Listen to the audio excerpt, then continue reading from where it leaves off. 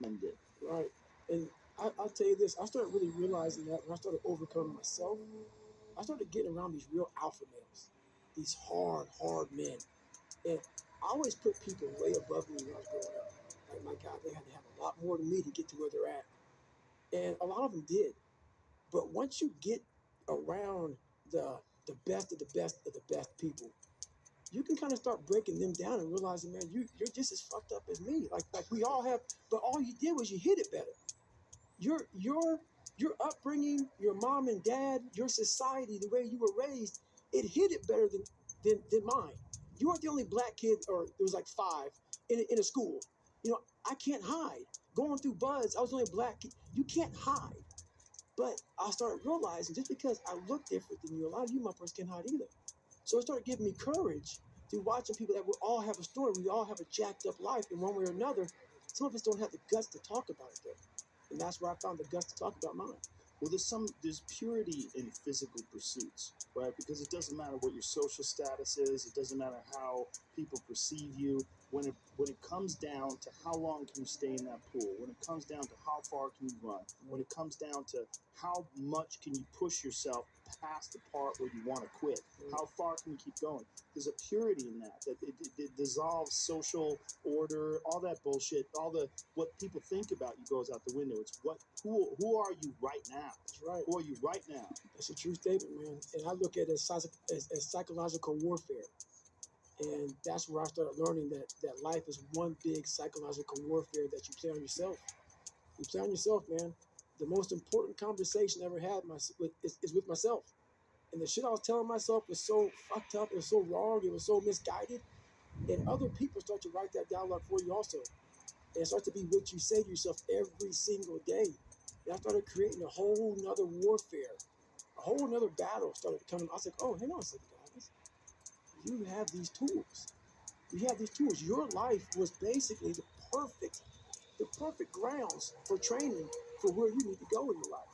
All the beatings, all the bullying, all the you going through learning disabilities, all the struggles. It was the absolute perfect training ground for you to go to where you need to go. And that's how I started looking at my life versus woe is me, poopy pants, kick a rock down the street mentality. It was nah. God just hooked you right the fuck up. He hooked you right up, man, with the perfect place. You were training. For the first 18, 19, 20, you were training for this stuff, man. You have the advantage of everybody else versus, my God, they're so above me. They came from a great family. Mom and dad love them. They didn't have to learn, they didn't start, they didn't struggle. No, man, your struggle is what made you who you are now. So I started flipping this into a whole different, I started being a master of what I was scared of. I was scared of my mind. And I became literally a master of that mind. And that's what now, from now on, it sets me apart from most people. I started diving into that. But that is a big part of the story when you go over your childhood and your abusive father, and then having this great guy that was going to become your stepdad, and then he gets murdered. It's like right when you're about to get out of it, everything looks good, boom, and then he gets murdered. It's like these things really did sort of set you up to start from scratch again. You just go, okay, Roger that, you start from scratch. And now you have that attitude. You developed it through all of these horrible personal experiences, all the trials and tribulations, all the evil shit that people try to do to you. That sort of set you up to be able to deal in a way that a lot of people can't. Well, I used to look at my life from a different vantage point. And when you're in all the muck and you're just walking in muck and walking in muck and walking in muck, you don't see that if you look off to the fucking left of the muck, there's a sidewalk, brother. Get off of it. You have your head down looking in this muck. Once I saw the sidewalk, got the sidewalk, I got a little break. And I got a different vantage point. And then from the sidewalk, I found a cliff. Then I found a mountain. I got way up high on top of my life and looked back down on it and said, okay, I got to figure this out, man. I'm not going anywhere. I'm starting to lie. I'm starting like, so when you have a messed up foundation, I started lying about everything. I wanted people to like me. I wanted to be accepted in some society of life, some social society. And I said, man, this isn't the right way. I'm messed up here. I'm messed up here. I'm messed up everywhere. And so I realized the worst thing that happened to me is I lost myself. I never had myself. I never found myself. I had no self-esteem.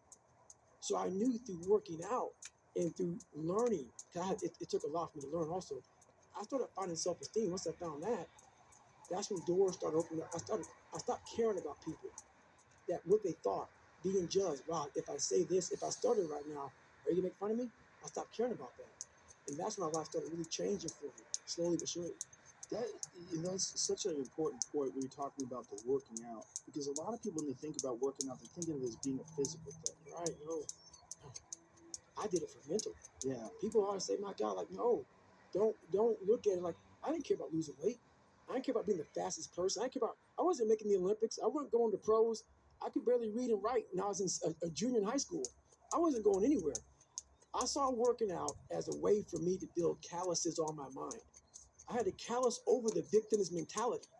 So I watched these movies. I talked about Rocky last time I was on here. I always equated training to mental toughening. Like it always looked brutal. People waking up early and doing all these things and looked horrible. I was like, wow, man, I gotta start doing that. Not to get better, bigger, and stronger, but that is what's gonna build me. That looks uncomfortable. That looks brutal. And getting up early, I don't want to do that. So I made this long list of things I don't want to do. And through that, I found myself. I started I'm like, you guys aren't doing this shit in high school. You guys are getting up at 5 o'clock in the morning, running over here in this golf course. So I started seeing myself very differently than the average human being. I was like, hold on a second. I have something they don't have. And that's when I started to develop these things through working out. It was this great, never-ending work ethic. And through work ethic, I developed self-esteem. Now, is this something that you learned? Is this something you learned yourself from exercise yourself, or is this something you had read or heard about? Like, what made you equate doing this and doing these difficult things physically to mental toughness, to being this is the discipline that you need in order to get your life out of the situation you're in? So I never read anything. I could barely read, so Right. I wasn't reading back then. I watched a lot of movies, and I was really big into visualization. And I always equated working out to struggle. And I struggled my whole life, but I ran from it. So I started realizing that I got to start facing the struggle, and I got to be mentally strong for the struggle. So that's why I started coming up like I'm training for life. Mentally, I'm training for life. I'm not training for like to lift 400 pounds. And I found out on my own pretty much is that through discipline, through self-discipline, through repetition, through tons of repetition of the same thing that you don't want to do, that's the key thing. Through repetition of things you don't want to do, you develop mental, like an armor for your mind. You start to armor your mind. Your mind's like, okay, we suffer every day. That's what we do. We do stuff that sucks every day. So then when the suck stuff comes, you're ready for it. And that's how I started coming up. I just started being very uncomfortable. And now it's like just a way of life. It's a crazy thing to figure out, though. It's like that you figured it out, and you didn't just figure it out; you embraced it. Like when you were talking about your senior year of high school, when you're talking about your mirror being your accountability mirror, like you had a radical shift. Like you just decided to not be a fucking loser, Right. and to start tightening up and start holding yourself accountable and get ready for this. So I had this my whole life.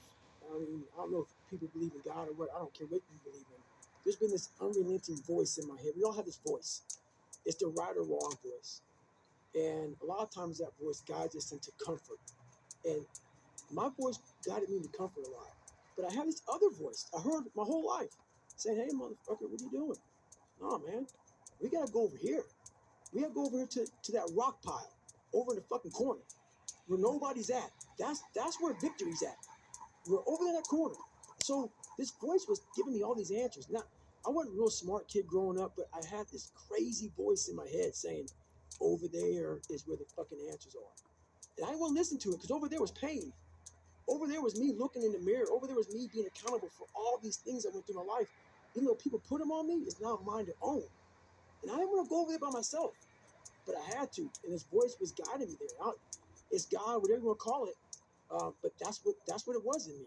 Do you think that's just what when you separate yourself from your ego and what you were, your insecurities and all you, like, if you were giving yourself advice, you would say that's what the thing is to do. So do you think that's what it was, like your subconscious, or you stripped away from all the bullshit when you couldn't lie to yourself because it's a voice in your head? That's exactly it. It's exactly it. Because it knew. It knew. I was a character. I was trying to find myself through a character. I was making different hairstyles and sagging my pants, and I was off. I was off, man. I was a clown. I was a clown, and I was like, this is not where you're supposed to be in life, man. It's ugly when you're looking at dirty mirror and you're trying to do a new hairstyle to go to school. You know, I had a hairstyle one time where I shaved the top of my head. You know how old men had the hair like leaving their head? Yeah. Yeah. So I went to school with hair on the side of my head and in my back, and I shaved the whole top of my head. I went to school like that, you know. And then I had like What did the kids say? I wanted to. I don't remember what they said, but I was just a funny dude. You know, so that was my thing. I was the funny dude that came into school, like Crisscross came out when I was in high school. So my pants were backwards. I said, you know, I'm gonna have my pants backwards, sag down past my ass crack, shirt turned backwards with a toothbrush in my mouth with the reverse part. The reverse part is your head is shaved and you have some hair on top. Just a little piece of hair versus like a part through hair. The part was on a bald head. So it was just, I would sit at home instead of studying. I would think about what can I do to impress a motherfucker at school, and that became my life. And that it's a long road to hoe to get to the guy who says, now you don't ever smile on any podcast. You look so serious. I look at that shit like you motherfuckers have no idea who I am, where I've come from to get here today. You could have probably been an entertainer. Like you probably, because you were doing all that kind of shit. I have some jokes, Joe. I got some jokes, I Joe. bet you do. So what people read in this book can't hurt me. It's a sad story. It's a horrible story. It's a tragic story. It's a story that made me who I am today. But you have to learn to laugh at yourself too. Once you go through that shit, so there's a lot of parts in there where there's a lot of me against a lot of white people, you know? And I have a routine that I won't do. So people who hire me to speak, I'm not gonna do the routine. I often do it sometimes. And think about it. I was a 36 black guy to go through SEAL training. Okay? Out of how many people? Out of probably looking at probably 11, 12 to make it through, probably 13,000 SEALs. I was probably the 36. I was the 36 black guy to make it through, and over since like the 1940s. You know, you're looking at almost 70 years. Wow. Yeah, so you know, do the math on that. So there's not a lot of black guys, and so I take that and I make a nice comedy skit out of that shit. You know, like the first time they tied me up and threw me, it's called drown proofing. Yeah. So I'm negative born as hell. You know? Me too. Oh. I'm related to that big time. Yes, you and a few white boys, man, that are negative born. You sit like a rock. Like And that's hard. So imagine them getting your hands and feet, tying your ass up and throwing you in the fucking water and say swim. It was like throwing a cat in the water with fucking a brick on it. So I was just losing my fucking mind. So it's so many things I had to get over, you know, and I found humor. I found humor in my suffering. I was like, motherfucker, what are you doing out here, God? It's like, this is crazy. Like, you're literally trying to reinvent the wheel. But I was trying to reinvent my mind. And I used every single tactic possible to do that. I didn't want to live in this world where I was a fake human being anymore. And I was tired of blaming everybody for where I was at. My dad beat me, this happened. I mean, my dad ran prostitutes, man. My dad literally snatched the soul out of my mom. Like, my mom is still battling. Like, after my mom left my dad, and this is what I'll talk about in the book, she got married 3 times for a total of 6 months. You know, I don't go there. I'm not even talking about the guy she married. So this woman, she's beautiful. She's so smart. All this stuff, man. This guy literally stripped her soul away. And I was a young kid watching it, and I had no soul to begin with. And my brother, he has a story that he could write 8 books. You know, my dad just came through and just washed us all clean. So to come Is he out, still around? he died about 4 years ago, 4 or 5 years ago, I'm not for sure. I didn't go to the funeral, but I forgave him. So I saw my dad through an 8-year-old's eyes. So we left when I was 8. And then at 22, I went back to see him through a grown man's eyes. And he was the same person I remember. But I had to. You can't live with hate. You cannot move forward. As much as that guy tried to ruin all of our lives, that's where I came from. I had to figure out the origin of where I started from. So when I was going back through my life trying to fix who I am, the fucked up person I was, like, if your knee hurts, it's usually not your fucking knee that's hurting. It's something else, man. Like, it could be a tight quad. It could be the right leg if it's the left leg. You got to find out the origin of where all this shit began. And it was him. So I had to go back to where, you know, my roots and the origin of all this happened. And it's hard to do that. Did you make peace with him? I made big peace with So we didn't have a peaceful conversation. We left Gary Garanimal. He's a vicious man. He was a vicious man. I mean, medieval motherfucker. So I had become a medieval motherfucker at that time. I was 22 and I was a big boy. And so I was no longer the guy who was afraid. It was now like, hey, I want to kill you type of shit. And we were sitting at Denny's after an all-night skate or whatever the hell, he owned bars and skating rinks and shit like that. And so we were sitting down and we kind of got into it, and I just kind of left. But I had to make peace with it in myself. I could not hold on to that hate, because holding on to that hate was half the reason why I kept falling into the same pattern of failing. I had to start dumping off some baggage. I had to start figuring out me through him, and that's all he was there for. He was the origin. I had to figure him out, figure out why he was so evil to my mom, to me, my brother, and I had to start studying him. Like, a lot of people have situations where someone does something, and we all attack that person, like on the media. If someone does something wrong, everybody now is fucking perfect, and we now judge this guy. I don't judge him. I don't judge anybody. What I do is I start studying them. Why did they do that? Not in a judging way. I want to learn from you. What'd you get out of your dad? I got that he grew up rough. He was very insecure, had a lot of kids, and his insecurities just trickled over onto us. So yeah, he jacked us up real good, but he never fixed himself. So if you never fix yourself, the next person in line is going to get the rat, and we were next in line.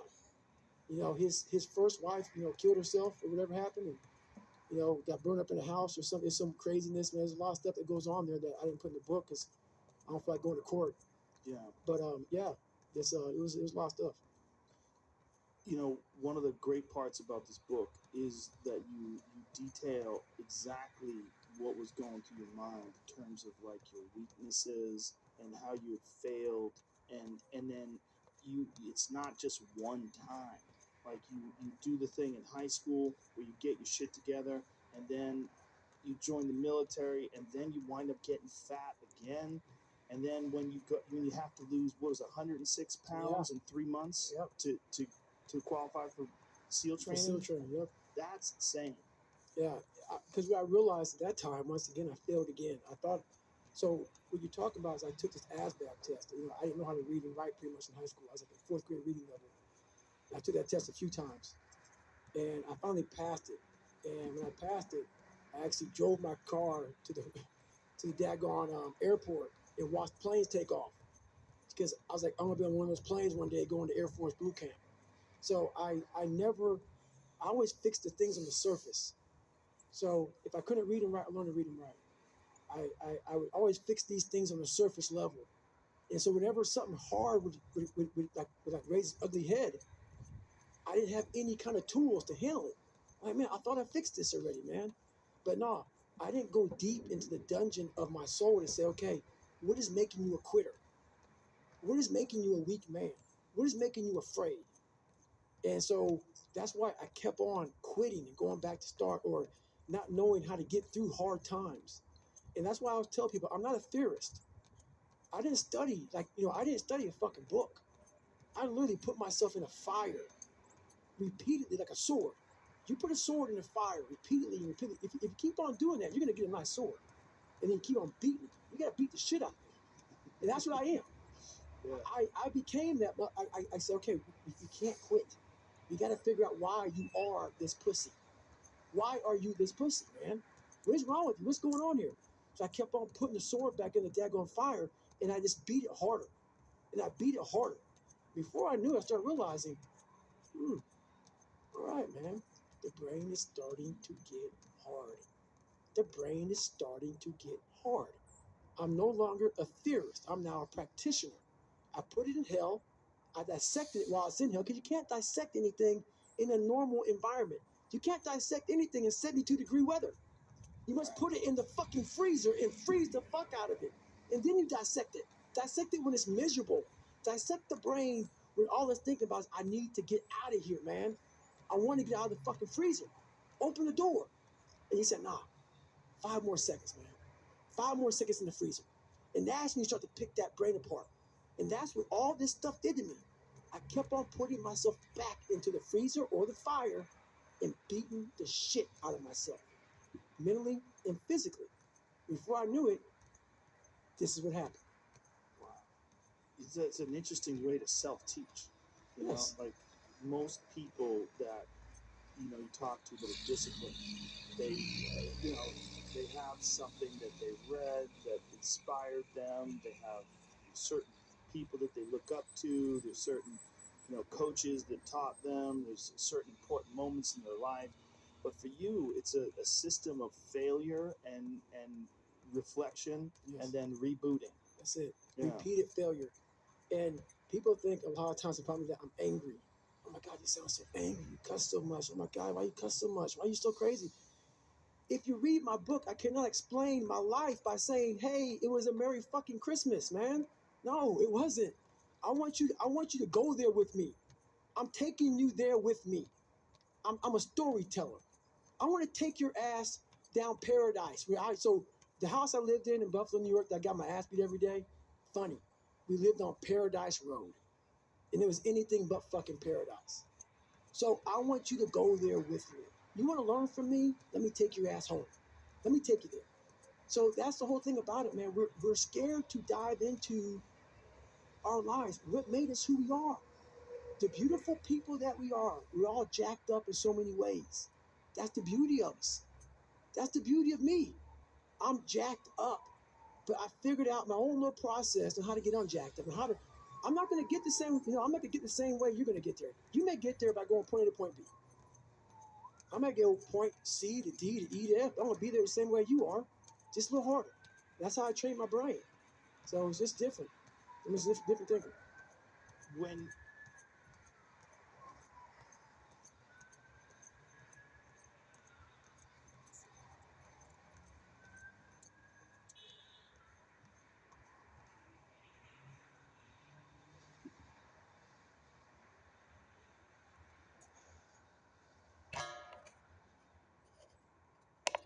that you did have to reboot, and how you found like new goals, and you found new inspiration, and you fired up a new discipline, and you became stronger and harder, and you got one of the things that people always look for in life. They look for a point where they can rest.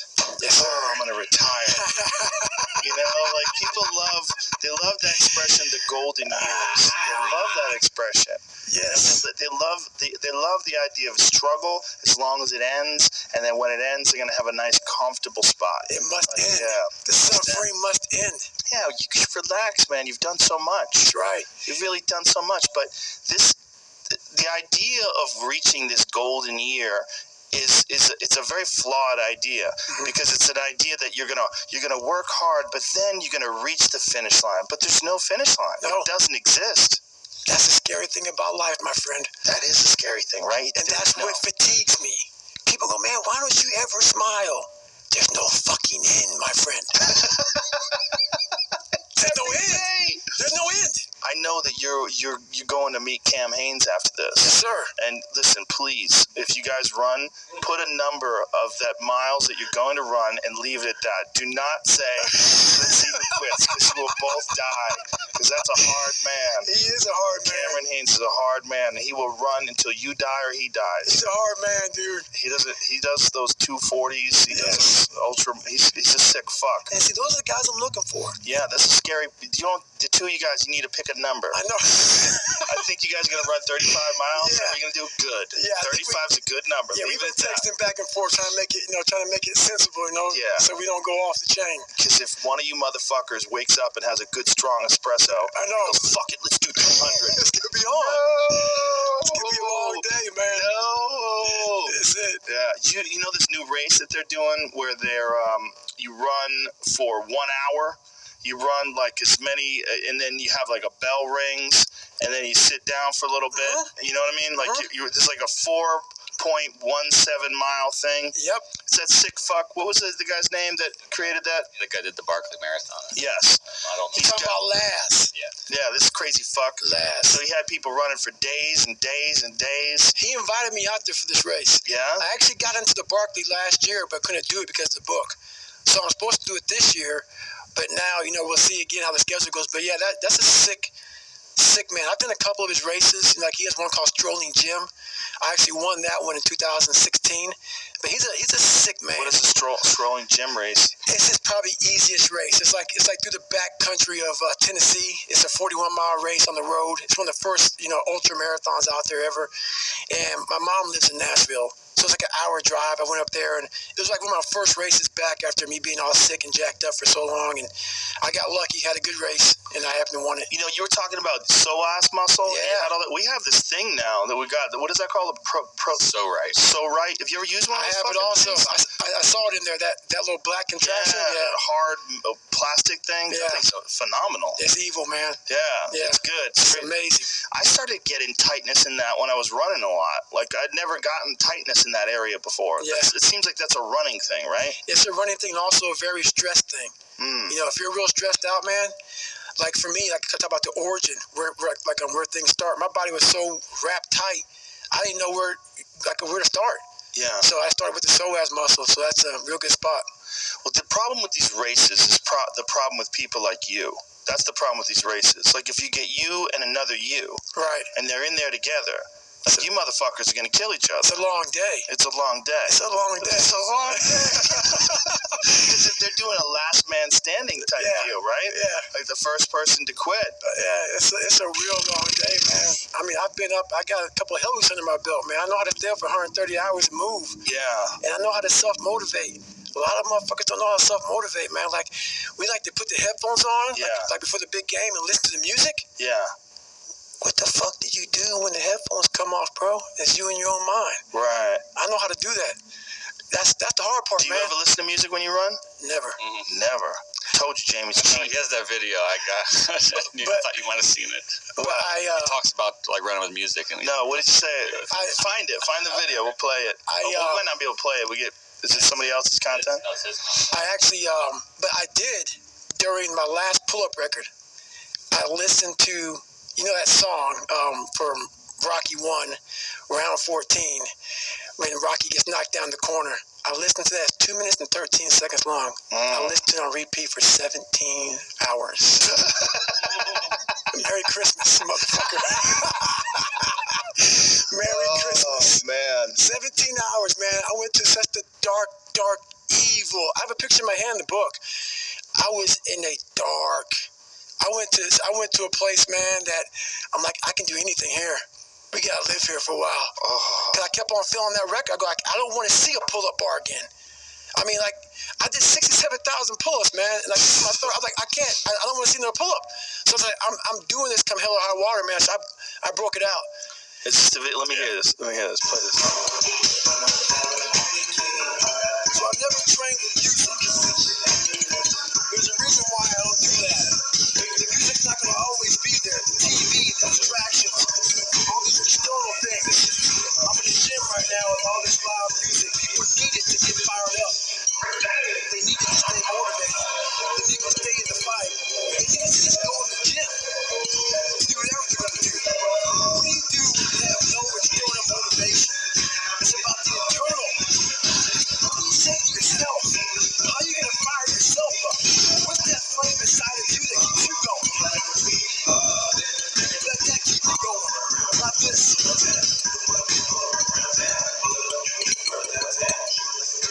And when you're doing this, the whole time you're doing this, you're doing some of the hardest chin-ups you can do. You got a chain around your neck. Right. For the folks that are just listening, and you're pulling down on ropes. You're doing chin-ups on, it looks like taped-up ropes. Yes, sir. That's what it is? Yeah, those are grip. Yeah. That's like jiu-jitsu guys do a lot of those. Yes, I was. I spoke to the University of Alabama, and they were in there. Most of these athletes, man, they got to get hype. So that music is blaring. Yeah. I'm like, man, once that shit comes off, and you get popped in your fucking mouth, your headphones are on the sidelines, brother. What's gonna happen? Yeah. We're gonna save yourself in. So that's how I train my mind, man. I train my mind. 'Cause I'm not gonna get popped in my mouth, man. I'm gonna get popped in the back of an alley one day, man, running around doing what I do, and there's gonna be no music. Yeah. You better figure it out. I told you, Jamie's cheating. I told them back before, I was telling, but when I first started running, people said, "Do you run with music?" And I know running's cheating. When you have music on, it's cheating. You're cheating. You listen to music, but now I listen to music all the time. But more than I listen to music, I listen to books. Yeah. Books on tape, audio books, and yours is, like I said, it's been the last 2 weeks. It's been my running partner. Well, I appreciate that, man. It's fucking phenomenal, man. It's phenomenal. And you're doing this kind of independently, right? Yeah. So what I did, man, is I pissed off a lot of people. So in 2012, I got an offer for my book for $30,000. I said, you can go fuck yourself. You know what hell I went through, brother? So then everybody was like, we don't see a market for a black guy, ultra runner, fat guy who couldn't read. 15% of America's black. We don't see me fucking, people buying your book. I think only black people will buy your book. There's some ignorant people out there, man. Everybody that follows me is white. I don't have a black. I have like 3 black followers, man. It was just left. It's hilarious. Yeah, right. He's a big fan. He's black. Yeah, he's like.